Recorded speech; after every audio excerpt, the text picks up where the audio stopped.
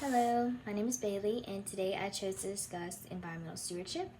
And the question that I thought was very interesting was how can individuals and communities effectively practice environmental stewardship in today's society? So, to better understand this, I went into the Bible to find a passage that kind of talked about this, and I stumbled across Genesis chapter 1, specifically verses 26 through 28. And those verses state, "Then God said, 'Let us make mankind in our image, in our likeness, so that they may rule over the fish in the sea, the birds in the sky, over the livestock and all of the wild animals, and over all the creatures that move along the ground.' So God created mankind in his own image. In the image of God he created them, male and female he created them. God blessed them and said to them, 'Be fruitful and increase in number, fill the earth and subdue it. Rule over the fish in the sea and the birds in the sky, and over every living creature that moves in the ground.'"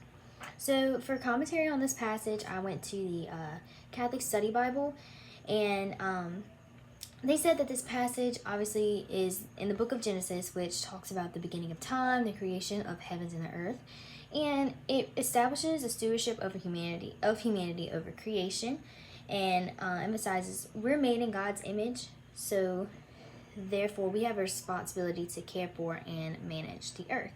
And the other source that I went to was Pope Francis's Laudato Si, which is praise be. I'm not very good at pronouncing things in Latin, I'm sorry. And he discusses this passage and other chapters of Genesis throughout this encyclical. And just for a historical context, this was written in 2015 when we were really starting to see the impact that we have on the environment, how things we've done in the past has impacted how it is today, and how the climate is changing and global warming is impacting us. So he says in paragraph 78, "Each community can take from the bounty of the earth whatever it needs for subsistence, but it also has a duty to protect the earth and ensure its fruitfulness for coming generations." So this shows kind of like the interconnectedness of God's earth, of all the things he created, and it highlights the ethical call for us to preserve the earth, not only for us, but for future generations. So some other documents that help me understand this theme, along with the Catholic Study Bible and Praise Be, is Caritas in Veritate, which is Charity and Truth, written by Pope Benedict XVI. This encyclical discusses human development and how environmental stewardship alongside economic and social growth, like how they kind of go together.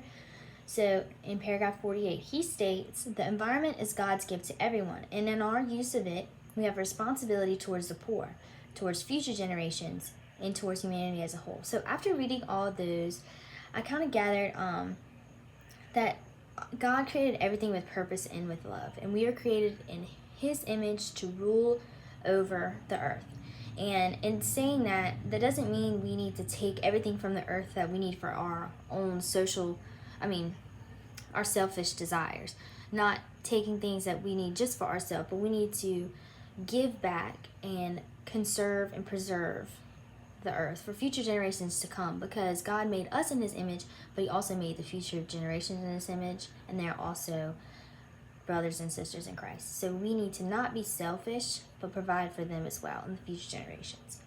So how is this call to holiness lived out in society? So I did some research and found that a good example of someone living the call to holiness of environmental stewardship was St. Francis of Assisi, which I knew a couple things about him going to Free You, but I found out some more interesting things about him. So St. Francis had a love for nature. He respected and loved all life and thought that God had a beautiful creation. And he was known to preach to the birds in the sky, to the animals on the ground. He just loved them fully and just really respected nature. He also lived a life of simplicity and poverty, which this was because God is all that he needed, and he didn't believe in earthly possessions, but also it really didn't leave a bad footprint. He didn't cause harm to the earth while he lived here. He just served the Lord and served the poor and gave back whenever he could. A modern example of how cultures kind of also do in today's society environmental stewardship is Sweden, which they have achieved remarkable success in waste management and renewable energy. So they have the highest recycling rate in the world, with 99% of households recycling their waste. And they also known to have waste to energy plants. So these plants take old trash and they recycle them and use this energy to provide heat and power to a lot of their communities.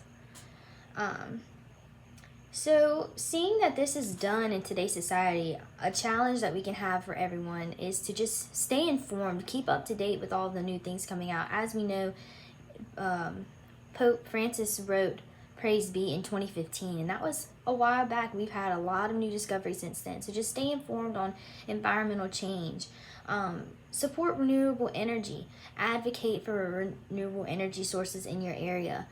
If there are any type of town meetings or things like that, you can go and you can voice out your approval for those. And also be a role model.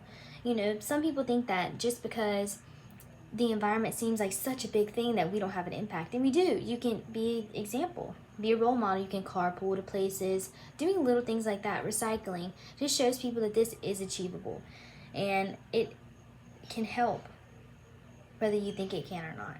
So thank you so much.